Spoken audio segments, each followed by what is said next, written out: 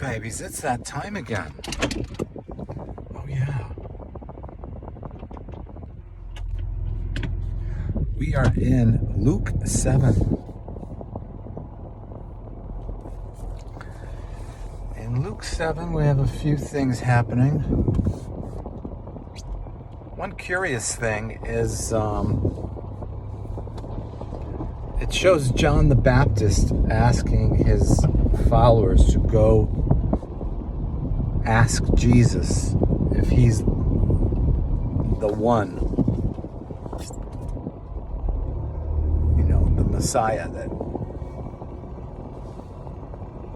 Israel's been waiting for. I thought John and Jesus were cousins. So it seems odd to me that would happen like that. So I'm going to say suspicious passage.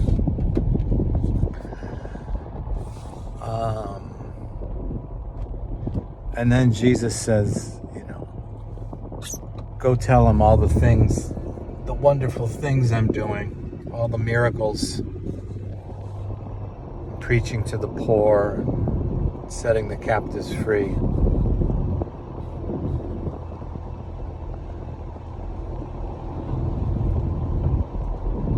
And then he kind of praises John the Baptist as being a preeminent prophet.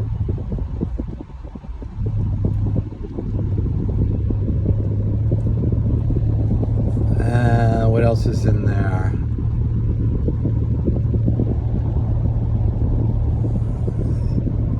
He compares people to being children in a marketplace who are saying, we played music for you and you didn't dance. We were mourning alongside you in your grief, but you yourself didn't mourn. Something like that. And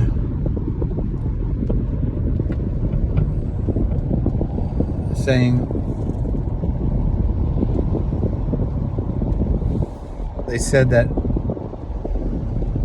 John the Baptist had a demon, yet he lived a righteous life.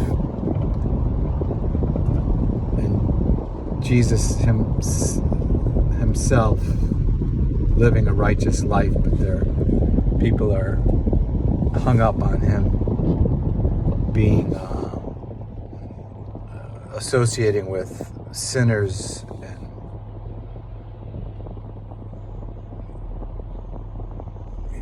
drinking wine. And he says, in the end, wisdom is known by her children. Oh yeah, baby.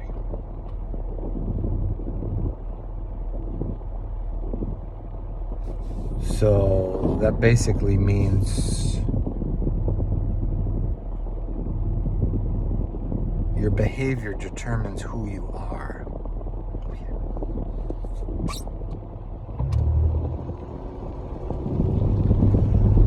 So you can say you're one thing, but you're not unless you're living it out. You must live out who you are. That's how we know who you are, by how you live. And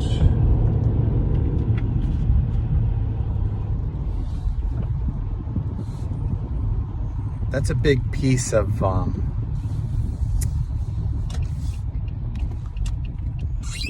what has worked for me in my discerning in the spirit. When I'm looking at people's lives or their ministries or their actions, if it's life producing, it's all good. even if it doesn't line up with how you would do things.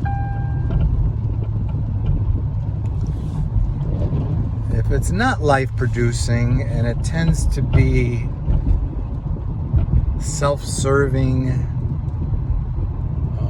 kind of a performance instead of a service, then to me those are red flags.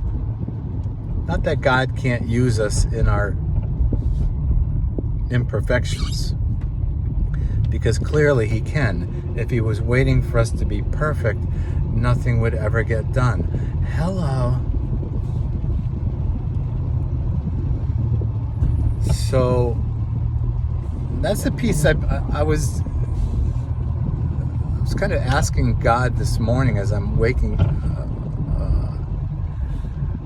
up. I checked in with my church because I couldn't sleep last night, so I wasn't able to go to church today. And so I just tuned in online to see what was going on. It was this visiting guy that I just can't. I cannot deal with this dude. I just can't. He's too much of a showman. I don't agree with a lot of what he says, but yet God uses him. And so I was sitting there thinking, asking God, how is it you're using this guy in a gift of prophecy when he's so obnoxious in his delivery? And so, I'm kind of being reminded of all of this in Luke 7.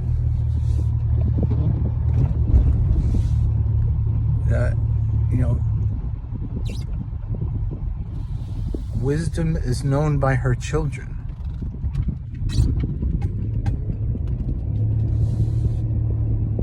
So if he's producing life in the gift that God's given him, his prophetic gift, and by that I mean, he'll call someone out in the congregation and give them a word that he believes God has for that one person. And quite often I bear witness to it. It appears to be life generating and coming from the Holy Spirit. But when he's preaching, oh my God, it's just like, I just want to say, can you shut up? I mean, I'm glad I didn't go to church today, because I would have been cringing in my seat until he gets to the point where he's ministering to people, in his gift, and then, it's more God. It appears to me more God is present than him. Whereas when he's preaching, it seems like a lot of him and not a lot of God. So that's kind of where I land there is, when he says wisdom is known by her children, you receive what you bear witness to. You don't just shun somebody because you disagree with something they're saying or doing, because that's just in that one instant, right? So it's just like God will overlook, so to speak, some of our faults and will honor us in our faith and use us in our faith. He doesn't say, oh, gee, I'd really like to bless Frank, but he's still working on this and that, so I'm not going to bless him. That doesn't happen. So we need to do the same for each other, what God does for us all the time, and that is focus on what is generating life. Bless that, honor that, build on that. And then by doing that, that life, that energy, that presence will burn out the areas that need correction. Oh yeah, baby.